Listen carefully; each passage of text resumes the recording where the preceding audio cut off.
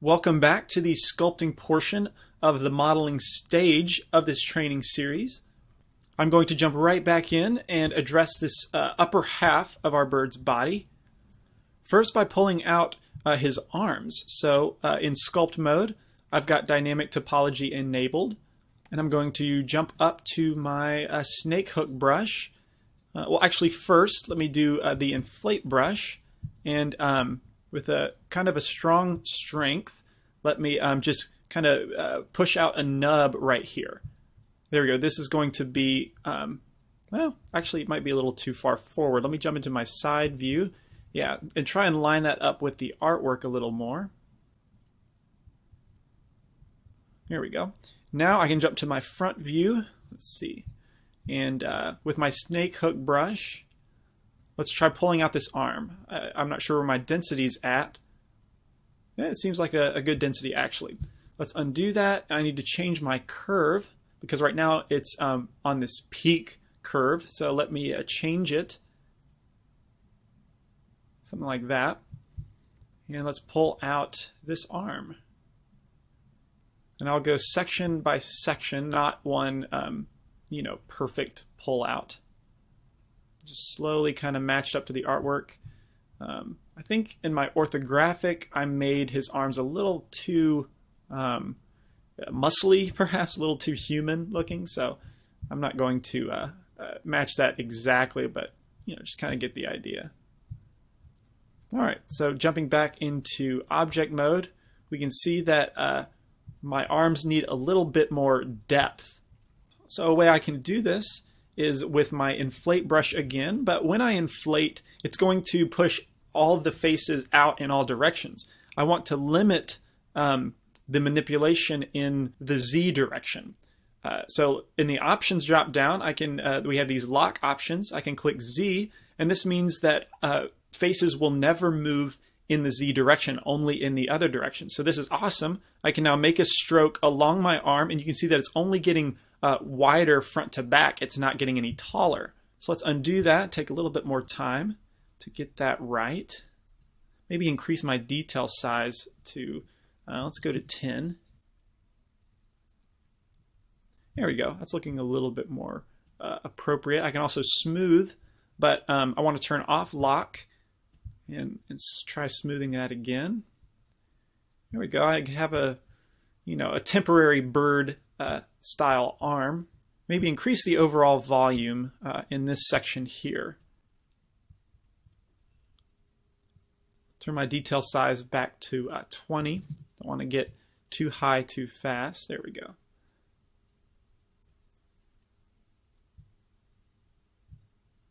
Okay, I think that's going to do for now.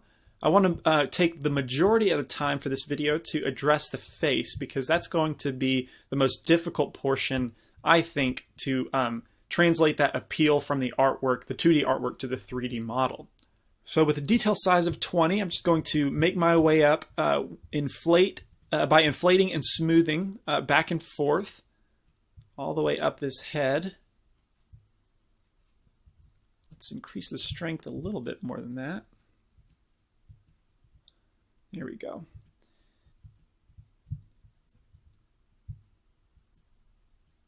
Just trying to get a more appropriate density for the overall head. I need to do that before I start adding some details like the beak and the eye sockets.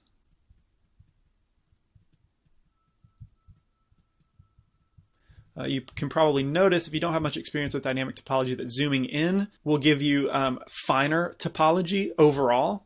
And that's because this detail size is based on the pixels of your screen. So each new face that I'm creating is 20 pixels. But when I'm close to the model, 20 pixels makes a much finer polygon than 20 pixels when I'm zoomed out this far.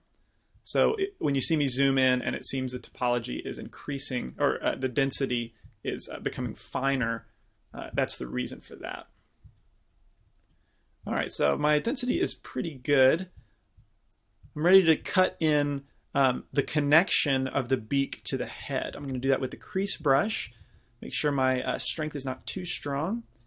And I'm just going to eyeball where I think it should start and then line it up to the artwork afterwards. So cutting that in, bringing it back into the corner of the beak and now down. That immediately feels so much more bird-like. Let's jump into the side view and see where we're at. I actually got fairly close. So with my grab brush, and if you can hear me drop my pen and pick up my mouse and start hearing the clicks of my mouse, that's because I typically like to use a mouse for the grab brush. Not all the time, but when I really want to get precise and move it in a very specific distance, the reason the pen doesn't work as good for me is because I'm hovering over the surface of the tablet with my pen, and my hand is, everybody's hands shake ever so slightly.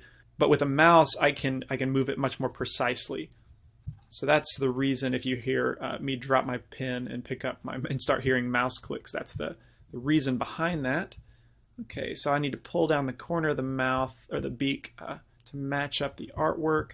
Bring down this bottom edge of the beak to match up. Here we go. Now I'm going to turn off collapse edges and cut in that crease, that connection from the beak to the head a little bit more. By turning that off, we can see that my crease gets much sharper. And then smoothing out the areas outside.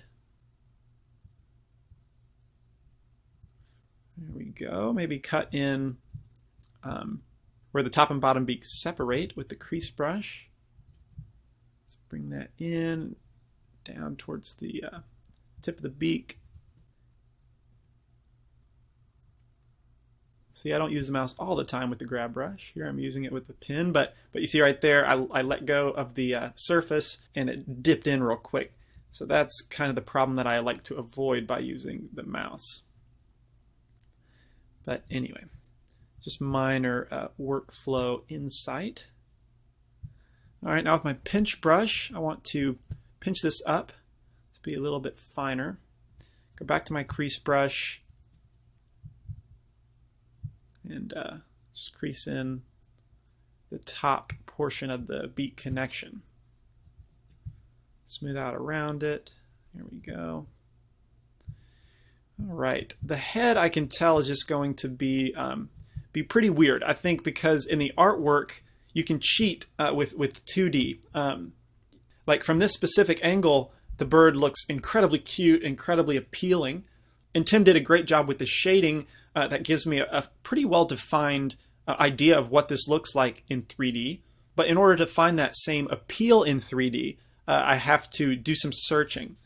So let's start with the ocular cavity with my my inflate brush. Let's negatively push it inwards about where the eye should be set. Something along in there.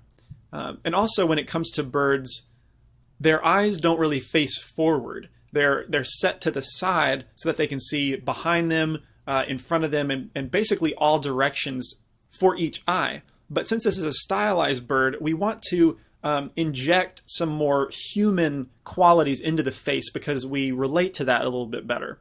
We can see it in the artwork with the smile, the cheek, and also with the brow. Birds don't have a brow like this. So this is, appealing human qualities that we will better understand expression injected into the style of this bird. So that's what we have to figure out because it's unnatural. We have to make that up on our own based on the artwork. So I'm just going to kind of slightly add in a brow up here with my inflate brush. Let's see, jump into my side view, and we can see that my eye is way too far forward according to this orthographic. So let's experiment by bringing the ocular cavity back further. It's still not there. Let's continue moving it backwards. Let's see, I want to turn on my collapse short edges because it's getting a little too dense over here. And the geometry is also skewing. So to get rid of the skew, I can turn on collapse short edges, make a stroke across of it, and it's fine. Okay, so now according to the artwork, it looks good, but I still feel like the eyes might be set a little bit far back, looking at it in 3D space. But anyway, I'll leave it. I'll match the artwork for now, and then if it continues to bump me, I'll take that to be evidence that I need to stray a little bit from the artwork. Okay, so just trying to smooth out the head because we can see in the artwork that a bird, and we just know that a bird's head is much smoother. It's not lumpy like I have it now. So I'm just smoothing that out. Also, something that's going to help us is the addition of some eyeball geometry. So jumping back into object mode, I'm going to hit Shift A, Mesh, UV Sphere. Let's move that up in object mode and scale it down. Hit RX and then 90 to rotate it 90 degrees in the X direction. 3 and 5 to go into my right orthographic view. Let's move our eyeball into position. Let's see, I actually think that's a decent shape, a decent size of the eyeball. So that should be okay. Let's see. Move it in the X direction, kind of set it in the skull for our bird. And now what I want to do, go to my materials, create a new material, and this really doesn't matter, so I'm just going to call it white and change the color all the way to white, maybe even the intensity all the way up to 1. Add another material slot, call it blue, change this color to somewhat match the artwork. I wonder if it'll let me pick. Yes, it does. So you can see I picked the color from the eyeball of my image. Now create another material, and I'm just going to call it black. And turn the intensity all the way down. Okay, so now I'll jump into edit mode for my eyeball mesh. And with this inner ring selected, I can hit the Control plus button to grow the selection. We do it one more time and assign my blue material to those vertices. Now hit Control minus to deselect down to this selection of vertices, this inner selection of vertices. Hit on my black material, hit assign there, and maybe scale that up just a little bit more. All right, so now we have an approximation for our eyeball. In my tool panel, I can click Smooth Shading to make the normal smoothed. And now let's rotate this out a little bit more, something like that, kind of matching the art, but the problem that I'm going to run into is now when I add the mirror modifier, for one thing, we don't see any difference, and that's because the mirror modifier uses the origin of my object by default. And so with my origin at the very center of the eyeball mesh, it's mirroring itself in the exact same place. So there's basically two meshes on top of each other from this modifier. But if I scroll to the bottom of the modifier UI, we see a mirror object option. And I can click this, hit, let's just hit cube because that's my sculpt. And I actually want to rename this. It's not too early to start organizing the scene. I'm just going to name this sculpt.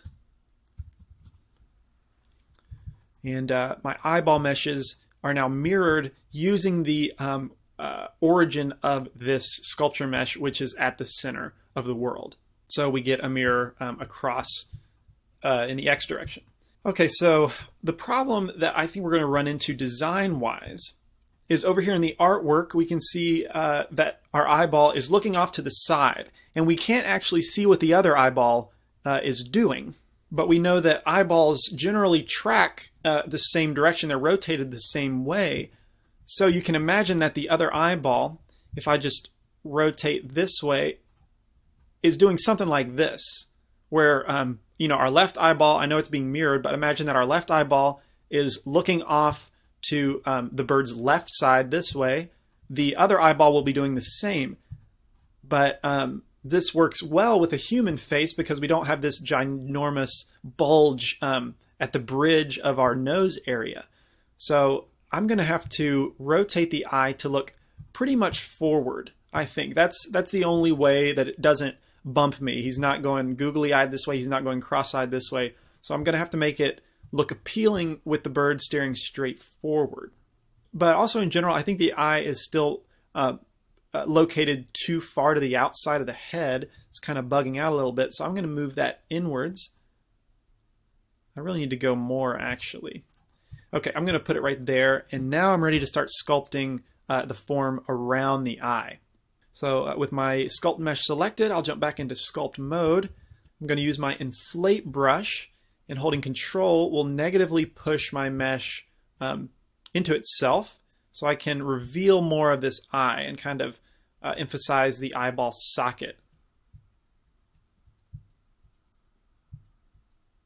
Here we go. That's actually not looking as bad as I thought it would. I want to add some more flesh down here for the cheek. What will be the cheek eventually. If you start to notice your mesh running a little bit slow, you can come down here, and I don't even have enabled dynamic turned on. So let me turn that on. That's why it was running a little bit slow. Dynamic topology handles more geometry better than with it off. But anyway, if it gets slow and you start to notice it slow down, you can hit this optimize button, which will refresh the mesh. And then you'll start to see a speed up again. All right, cool. I want to work a little bit more on these the brows of our bird, because it's still not defined enough to match that bird in the artwork. So I can, let's see, grab my crease brush, come in here pretty close, and try and get over here in the artwork. What I'm trying to do is get this to show up a little bit more pronounced. I'm doing that with the crease brush. Maybe come down to the bottom side, increase that as well. Follow the eye around. Okay, so I'm getting a better idea. It's still not nearly as appealing as it looks in the art. Maybe grab my inflate brush. Oh, I need to turn off collapse short edges for one. And with my inflate brush, let's try and smooth this out, round it out, and make it a little bit more bulbous for his forehead. We can see that there's a ridge running down the middle that's not really looking too great. There we go. It's starting to come along. Maybe pull the lower brow backwards a bit towards the eye. Actually, a lot. Yeah, if I want to match the artwork, I need to bring it back quite a bit.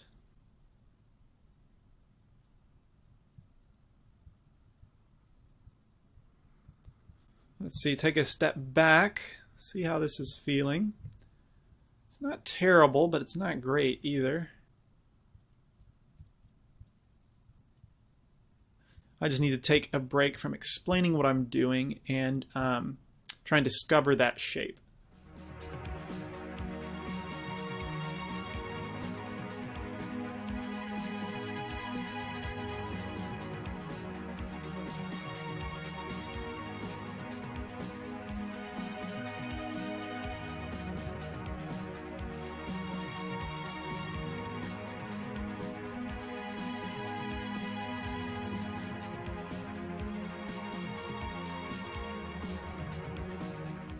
All right, I think that's going to be all right for now. It's definitely, going back to the major purpose of this is to give me a decent form to retopologize on top of. And this will definitely give me the form that I need in order to retopologize. But sometimes it just bugs me when I can't get it right. And I need to add another little thing right in here. A little bit more of that crease. Here we go. Now there's too much of a ridge here in the bridge of the nose, I guess. The front of the head in between the eyes. There we go, that's looking all right. That's actually from the front. Surprisingly, that looks somewhat appealing to me in the moment. If I go to my front view, my front orthographic view, we can see, let's see, already I'm starting to see that the mesh is becoming too dense. Even jumping into wireframe, I can't really see what's underneath it clear enough. So a trick that I like to do, and I've actually unintentionally set it up already, is we can see that my sculpt geometry is down here on whatever layer this is, probably 16 from, you know, when I was talking about the layer manager. But if I make layer 1 active, we can see that my mesh disappears. But we can use the hotkey above the tab key, which is called the accent grave, according to my screencast keys, and that will turn on all the layers. So now with a single hotkey, I can turn on my mesh, I can look at it, get an idea what it is. One key later, I can see the artwork, go back and forth to see kind of what needs to change. And a big change is the top of the beak here needs to be significantly skinnier in my sculpture. So let me take another look. Also, the corners of the mouth need to be brought in.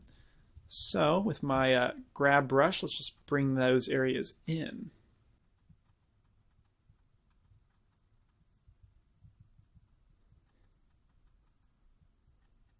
Now I will jump into perspective view by hitting 5 on the keyboard. Let's rotate around our bird, because what looks good in orthographic usually does not look good in perspective.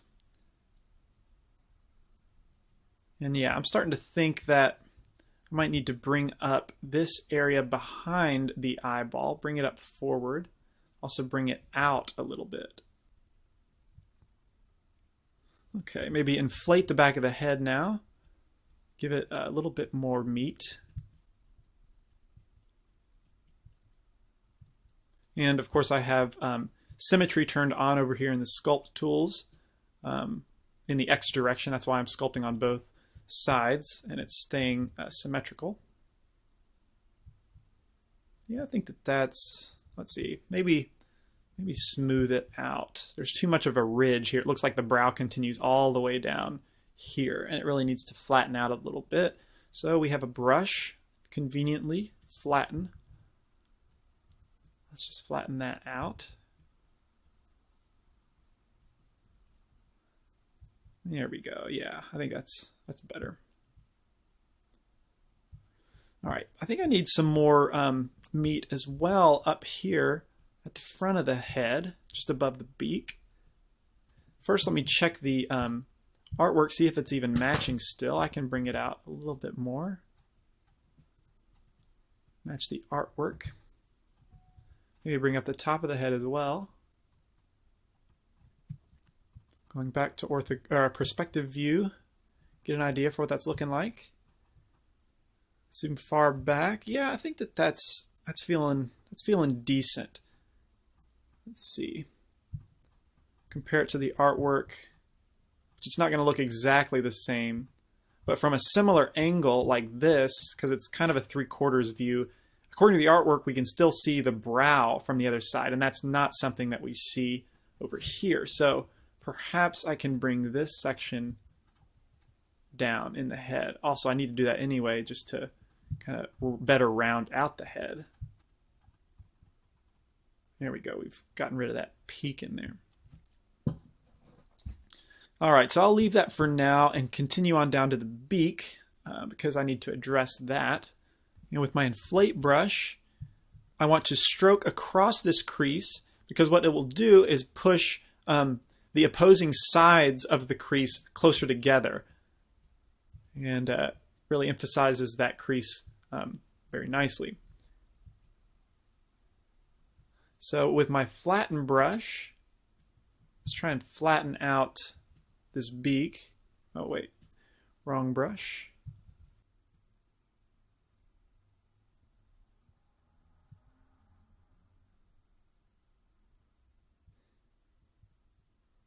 There we go, that's looking better. Perhaps I flattened it a little too much. It's okay, that can be fixed pretty easily. I think in general the beak is still a little bit too wide in this middle section. If I look at it from the top view, I think I want it to come in something more like that. There we go. That looks much more bird-like. And I think he's still retaining a level of his cuteness, which I think is very important given the artwork over there. But I can perhaps bring in... Actually, no, I think that's good right there. I like the way that feels. Now jumping back to my crease brush, I want to address the lower portion of the beak. The mesh is really starting to slow down noticeably, and it's also the slowdown is increased by my screen capture software running. But you'll start to notice that my undo slows down significantly, and also it can just start to chug, and I'll need to hit optimize a little more often. But anyway, minor things. minor issues.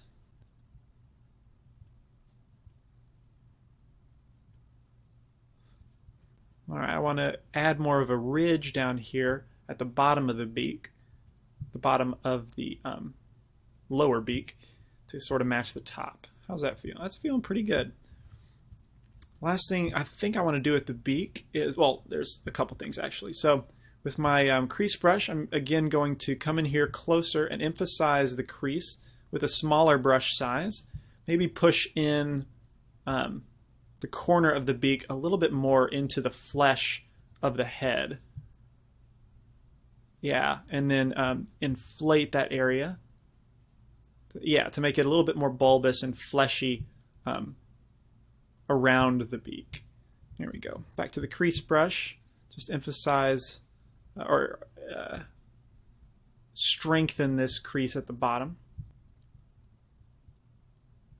You can see down here that it's a little bit funky, and that's due to all the pinching, so I can solve that with turning on collapse short edges and making some strokes across all that stretching, which will remesh that area. There we go. And that's fixed pretty easily. So I think that's pretty close with the head of our bird. I mean, it's still fairly appealing to me, even in this neutral stage, and that's the real difficult part of this, is I need the bird to be neutral for when I retopologize it. But in the artwork, you know, it's in a very appealing pose. So if I can get it to look appealing in a neutral position, then that usually means it will definitely look appealing when it's in a pose. Cool. So I did notice that the beak does not really match the general shape according to the artwork. So I want to, with my grab brush, I'm going to pick, again, that peak curve preset and pull it down to match a little bit better. Now I can jump back to the default preset, and typically with the grab brush I like to move that top point a little closer to the corner, just a little closer. That just makes it react a little nicer, especially if you're coming from ZBrush. It reacts a little bit more familiarly. Okay, there we go. I'm feeling that. All right, so I can now just match some of these volumes a little more closely to the artwork. But yeah, in general, I like the way that my head's feeling in 3D. In perspective, it's still fairly pleasing, appealing, and I like that. So let's go on down to the chest now and finesse its shape a bit more. Back to the inflate and smooth kind of workflow. Inflate a little bit, smooth a little bit, and get down to night. Bad joke. Yeah, I'll just keep smoothing, and oh wow, the tail, I completely forgot about that. Gonna have to address that. The body is fairly simple because it's just this you know, bulbous shape. So that's kind of simple. You know, it doesn't take as much finessing as like the foot or the head especially. But you know, basically with the inflate and smooth brushes, I can knock out that shape pretty quickly. So how about I address the shoulder region just with my crease brush and a lower strength.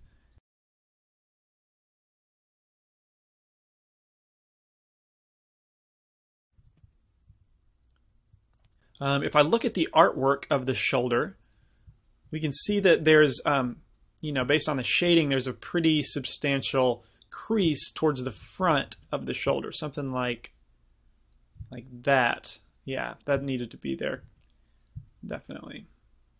Cool. Now I can push from the top angle to kind of emphasize more of a shoulder that's being held up, because we're in T-pose here, and that's going to make it easier for me to rig. But I need to keep in mind that for the bird, this means that the shoulder is lifted, and we're going to see more of a bulge in that shoulder region. So I can also be mindful to make the shoulder a little bit bigger, as we can see in the artwork. Perhaps it's still too big in 3D, so let me move that around, make it a little bit smaller of an area. He's got like a weightlifter's shoulders. bird weightlifter shoulders. Here we go, and now I will just essentially use the inflate and smooth technique down the arm. If it really doesn't need too much, because the arm is, there's not going to be a lot of definition in the arm. There's actually going to be like no definition in the arm because it's covered in feathers, and it's also, your main focus is on the actual feathers. But anyway, I'll still address it that much.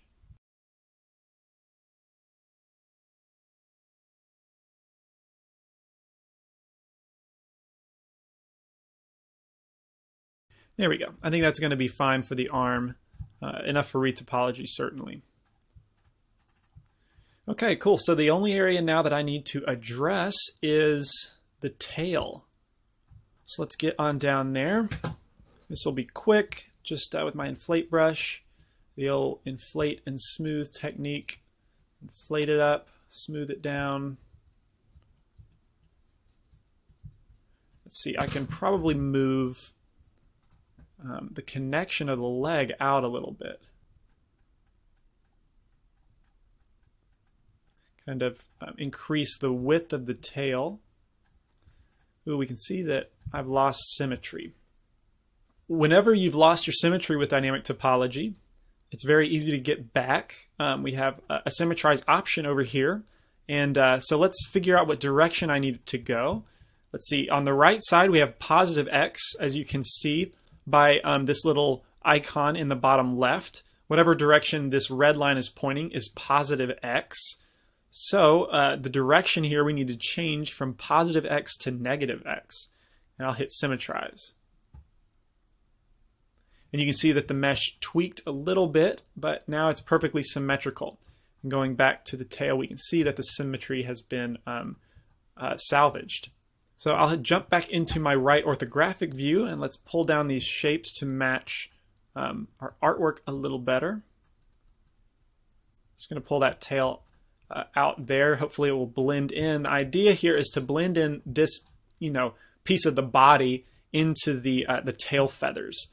So there's not going to be a really strong point right here. It's hopefully just going to blend from the body to the tail feathers pretty seamlessly. I think it would make sense to kind of follow up the line in this leg all the way over into this tail mesh. Something like that. And then just smooth out the bottom because that's looking pretty rough with my inflate brush. Give it some more density. Smooth all this out. Make it real nice and smooth. There we go. That's actually feeling pretty good. Take a step back, look at it. Yeah, I think that's going to be fine for a tail mesh. Could do with some smoothing. I want to make sure that the back of the bird is much more flat than the front. I don't want the back to be bulbous, but instead significantly flatter. So I can easily do that with the smooth brush. That's looking pretty good. The seam down the middle that you kind of see, not a big deal. It's definitely not going to show up in the retopology. And that's pretty much it. Oh, one last thing in the beak are the nostrils, the nostril holes. So I can quickly do that with the inflate brush, make it a high strength, and just, well, let me turn on, or turn down my detail size to about 10. Zoom in and just dig out a nice nostril hole. Maybe inflate a little bit around the edge. Make that a little tighter at the front, sort of like an apple seed shape. There we go. Very quick. So that's really going to be it for the sculpting portion. You can tell, no doubt, that it's not extremely beautiful. It's just a very practical sculpt. All of these forms are going to be perfect for retopology, which is coming next.